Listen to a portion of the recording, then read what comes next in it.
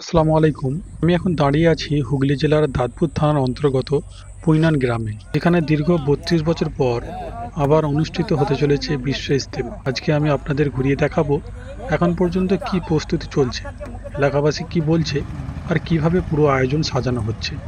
ফুরফুরা শরীফ থেকে আমরা আজকে ইজতেমা ময়দান দেখতে যাব। এই ফুরফুরা শরীফ থেকে বা ফুরফুরা শরীফের আশপাশ থেকে যদি আপনারা কেউ যেতে চান, কিভাবে যাবেন সেটা আমি আজকে ভিডিওর মধ্যে দেখিয়ে দেব। আমরা এই মুহূর্তে ফুরফুরা শরীফে প্রবেশ করছি। এই যে দেখছেন, প্রচণ্ড মানুষ জুম্মার নামাজ পড়ার জন্য ফুরফুরা শরীফে এসেছে। দেখেন রাস্তার মধ্যে অনেকে মানুষ ঘোরাফেরা করছে, নামাজ শেষ হয়ে গেছে। তো আমরা জুম্মার নামাজের পরে আমরা ফুরফুরা শরীফে এসেছি। তো আমরা এই ফুরফুরা শরীফ থেকে আজকে আমরা বিশ্ব ইজতেমা ময়দানে যাব।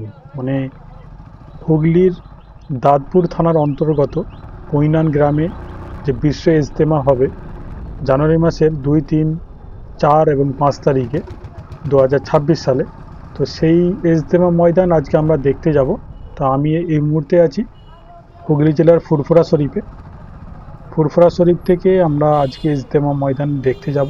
তো এই ফুরফুরা শরীফ থেকে বা ফুরফুরা শরীফের আশপাশ থেকে যদি আপনারা কেউ যেতে চান, কিভাবে যাবেন সেটা আমি আজকে ভিডিওর মধ্যে দেখিয়ে দেব। এবং ইজতেমা ময়দানে গিয়ে আমি দেখাবো কতটা কাজ হয়েছে, পুরো আপডেটটা আজকে আপনাদেরকে দেখাবো। তো আমি এখন এই ফুরফুরা শরীফে আছি। ফুরফুরা শরীফ থেকে আমি যাচ্ছি। তো কীভাবে যাচ্ছি চলুন আপনাদেরকে আমি প্রত্যেকটা ধাপে ধাপে আমি বলে দেব। এক একটা যে মোড় পড়বে সেই মোড়ে আমি গিয়ে আপনাদেরকে বলে দেব যে আপনারা কোন দিকে যাবেন। এবং আমিও ঠিক ওই ন্যাশনাল হাইওয়ে ধরেই যাব, মানে দিল্লি যে ন্যাশনাল হাইওয়ে সেই হাইওয়ে দিয়ে আমি যাব। তো আমি সেইভাবে দেখিয়ে দেবো। আমি হাই রোডে উঠে আপনাদেরকে বলে বুঝিয়ে দেবো যে আপনারা যদি কলকাতার দিক থেকে বা হাওড়ার দিক থেকে যদি আসেন কিভাবে আসবেন। এবং হুগলির ফুরফুরা শরীফের আশপাশ থেকে যদি আপনারা যান, তো আমি যেভাবে যাচ্ছি আপনারা এইভাবে গেলে কিন্তু খুব সহজে যেতে পারবেন। এবং আরও যাওয়ার রাস্তা আছে, আপনারা চাইলে হরিপাল হয়ে ধনেখালি হয়ে যেতে পারবেন। তো আমার মনে হয় এই রাস্তাটা আপনারা গেলে খুব শর্টে হবে এবং রাস্তাটা খুব ফাঁকা। এবং হাই রোডে আপনাদেরকে মেন প্রপার যে হাই রোডে কিন্তু উঠতে হবে না। হাই রোডের পাশ থেকে দেখবেন একটা রোড বেরিয়ে গেছে, রোডটা নতুন হয়েছে আমি যেটা দেখলাম ফাঁকা। তো ওই রোড ধরে কিন্তু গেলে আপনারা সোজা ওই মহেশ্বরপুর যে ব্রিজের নিচে দিয়ে আপনাদেরকে ধনেখালি চুঁচুড়া রোড ধরে আপনাদেরকে পুইনান ইজতেমা ময়দান যেতে হবে। তো চলুন আমি এখন এই ফুরফুরা শরীফটা টপকে যাচ্ছি, বাকিটা আপনাদেরকে আমি যেতে যেতে বলে বুঝিয়ে দেবো।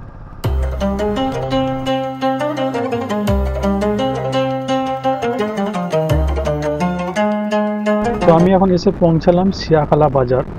তো এই সিয়াখালা বাজার থেকে আমি এখানে যে চৌমাথা পড়বে সিয়াখালা চৌমাথা, তো চৌমাথা থেকে আমি বাঁ দিকে চলে যাব। বাঁ দিকে যে রাস্তাটা চাপাডাঙ্গার দিকে চলে যাচ্ছে, আমি সেই রাস্তায়, এই যে দেখছেন চৌমাথা সোজা যাচ্ছে শ্রীরামপুর, আপনার ডান দিকে যাচ্ছে ডানকুনি, আমি বাঁ দিকে এই সোজা চলে যাব, যেটা চাপাডাঙ্গার দিকে যে রাস্তাটা যাচ্ছে আমি এই দিকে চলে যাব। তো এদিক থেকে গিয়ে আমি আর একটা যে টার্নিং পড়বে বা আর একটা যে ব্যাক পড়বে সেখানে আমি গিয়ে আবার আপনাদেরকে বলে বুঝিয়ে দেবো।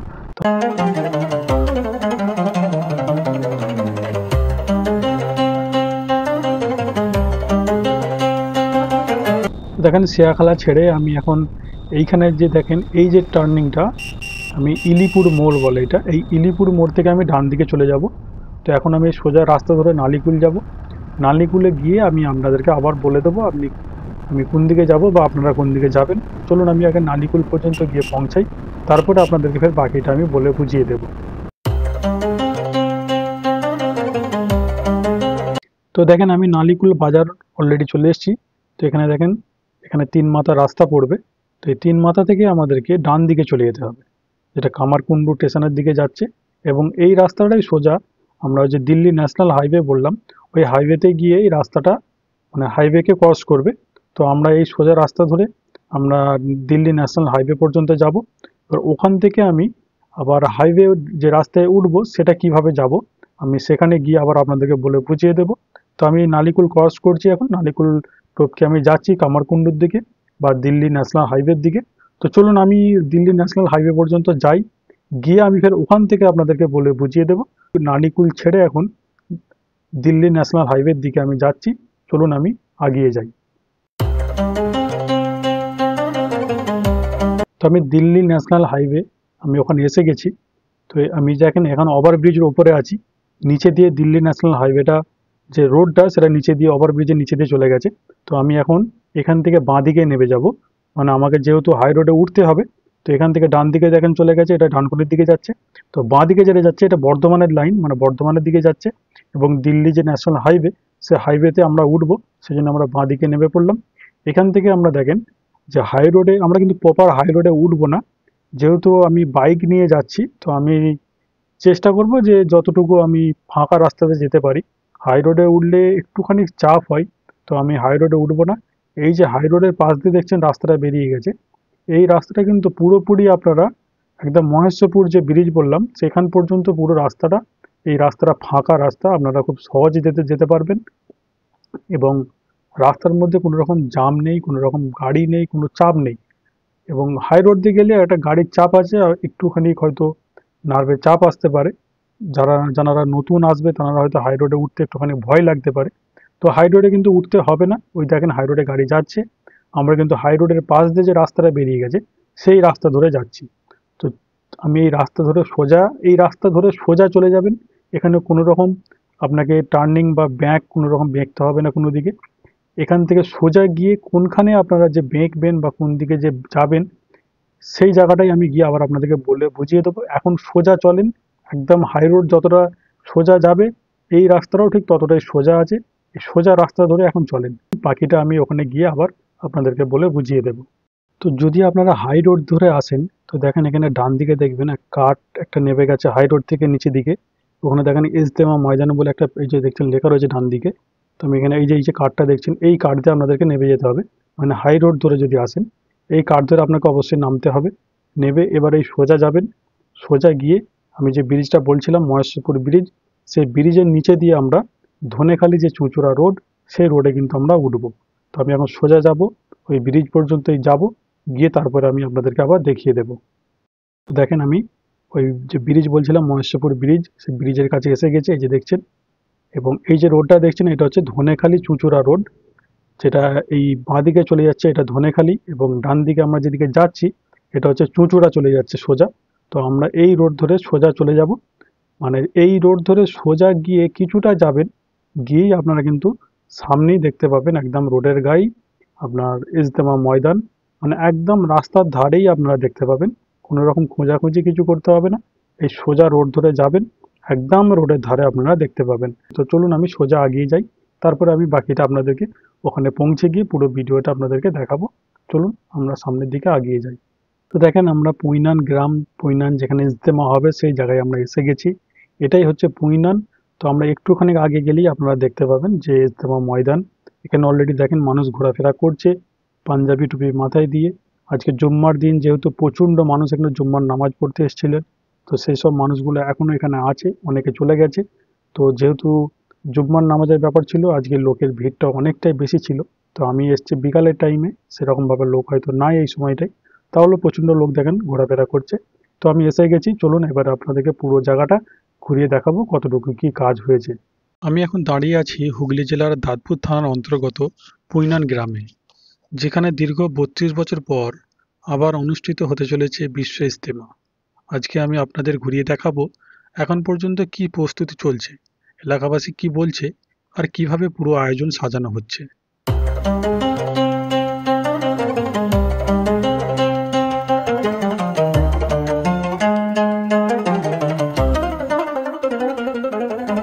দেখেন এই যে সেই বিশাল মাঠ, এখানে আগামী ২, ৩, ৪ ও ৫ই জানুয়ারি লাখো মানুষের সমাগম হবে। এখনো যদিও মাঠ খালি, কিন্তু ইতিমধ্যেই চারপাশে কাজ চলছে। স্টেজ, আলোর লাইন, পানির লাইন, মেডিকেল ক্যাম্প, সব প্রস্তুতি চূড়ান্ত পর্যায়ে।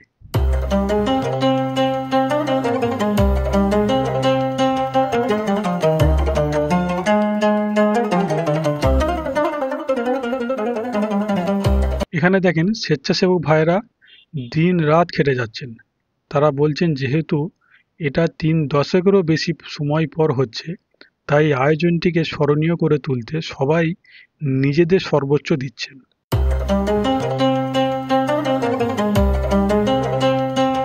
ইজতেমাকে ঘিরে আশেপাশে দোকানপাট, রাস্তা, বাজার সবখানেই যেন উৎসবের আমেজ।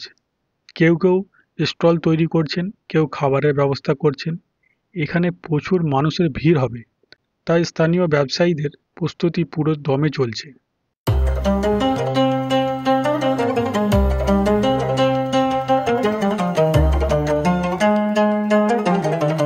এখানে মূল বায়ান হবে, এখানেই লাখ লাখ মানুষ নামাজ পড়বেন। আর 5ই জানুয়ারি হবে আকিলি মোনাজাত। পরিবহন ব্যবস্থা নিয়েও বিশেষ পরিকল্পনা হচ্ছে।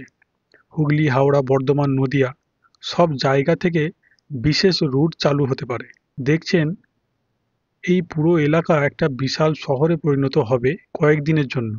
আসলে বিশ্ব ইজতেমা শুধু ধর্মীয় অনুষ্ঠান নয়, এটা বিশ্বজুড়ে মুসলিম উম্মার মিলন মেলা, শান্তি আর ভ্রাতৃত্বের এক মহা আয়োজন। তো বন্ধুরা দেখেন, পৈনান গ্রামে এই প্রস্তুতি দেখে সত্যিই মনে হচ্ছে 2026 সালের বিশ্ব ইজতেমা হবে স্মরণীয়, বিশাল ও বরকতপূর্ণ। যারা আসতে চান তাদের উদ্দেশ্যে তারা তারিখগুলো মনে রাখবেন, 2, 3, 4, 5 জানুয়ারি 2026 সাল। যদি আপনারা চান আমি বিশ্ব ইজতেমা শুরু হলে প্রতিদিনের লাইভ আপনাদের কাছে পৌঁছে দিই, তাহলে চ্যানেলটি লাইক করেন, কমেন্ট করেন, শেয়ার করেন এবং সাবস্ক্রাইব করতে ভুলবেন না। তো বন্ধুরা, আজকের ভিডিও এখানেই শেষ করলাম। ভিডিওটা ভালো লাগলে একটা লাইক দেবেন, কমেন্টে জানাবেন আপনার মতামত, আর চ্যানেলটা অবশ্যই সাবস্ক্রাইব করে রাখবেন যেন পরের ভিডিও আপলোড হলে আপনার কাছে আগে পৌঁছে যায়। দেখা হবে পরের ভিডিওতে।